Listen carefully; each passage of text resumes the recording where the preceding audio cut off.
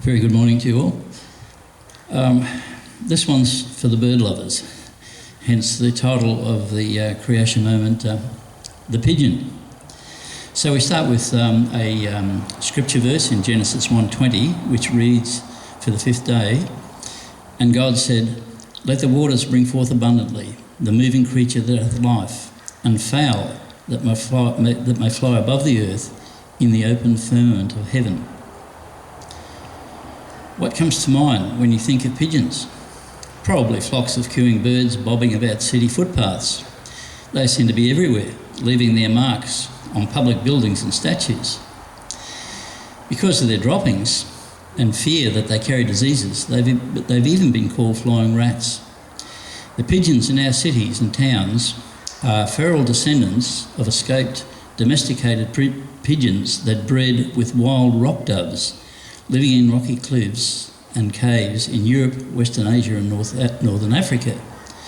But lest we judge them too quickly, we should take a closer look at the wonders the Creator had bestowed on these intelligent, beautiful and extremely useful birds, which have blessed human civilization since the beginning. Humans have domesticated pigeons for thousands of years. References to pigeon domestication appear in ancient Mesopotamian cuneiform tablets and Egyptian hieroglyphs. Today, pigeons are breeders' most popular birds, prized for everything from their homing abilities to the amazing variety of their plumage. Pigeons' famous navigational skills have played a major role in human history, since at least as far back as the dove on Noah's Ark. Remember, pigeons and doves are in the same family. The only difference is that pigeons are usually larger than doves.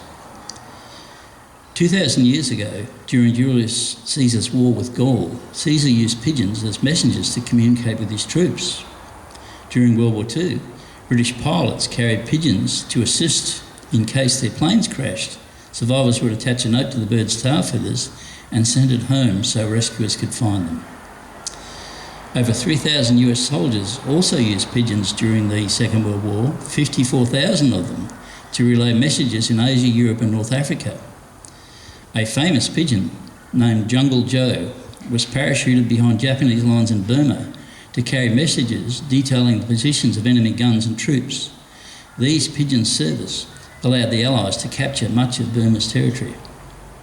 Today, the descendants of those original art doves total 355 species on 6 continents, including Columba livia, the most common pigeon in cities worldwide. Fanciers, bird enthusiasts who raise or sell breeds, breed them for many different characteristics, including size, shape, colour, behaviour and vocalisation. The variety of colour, markings and shapes is astounding.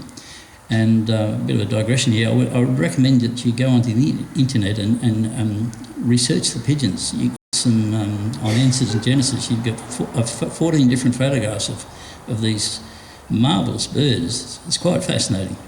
Back to the text. Some pigeons, bred for their unique flight behaviours, are called tumblers. Trumpeters have even been bred for their unusual trumpet, drumming or laughing sounds, most unpigeon-like. With all their fantastic variation in colour, plumage and behaviour, these birds are still pigeons. None has become another kind of animal or even another kind of bird. Even Charles Darwin showed by crossbreeding many different pigeons that within 1 or 2 generations, the majority of offspring would again resemble wild rock doves, but never a completely different kind of bird.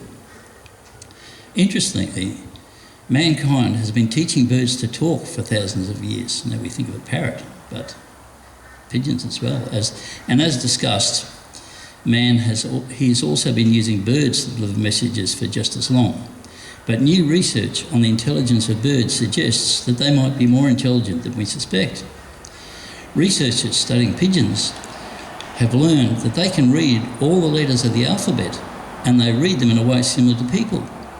Scientists became convinced that pigeons see the world in much the same way as we do when they discovered that pigeons tend to confuse the very same letters that people do.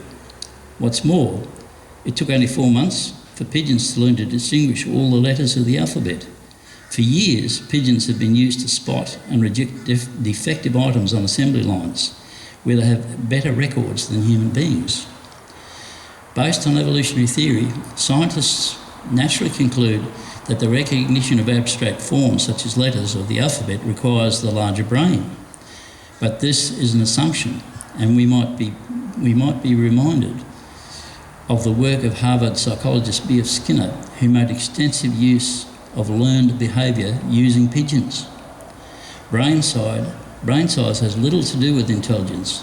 Real science and experience shows this and disproves evolutionary views. The only alternative is that it is the Creator who gives his creatures their intelligence. So concluding clearly, God created the pigeon kind with immense genetic variation, not only to survive, but to thrive and spread over the entire earth, reminding city dwellers of the Creator's glory. And we close with Ecclesiastes 10:20, which reads, "Curse not the king, no, not in thy thought, and curse not the rich in thy bedchamber, for a bird of the air shall carry the voice, and that which hath wings shall tell the matter." Thank you for listening. Hope you found it interesting.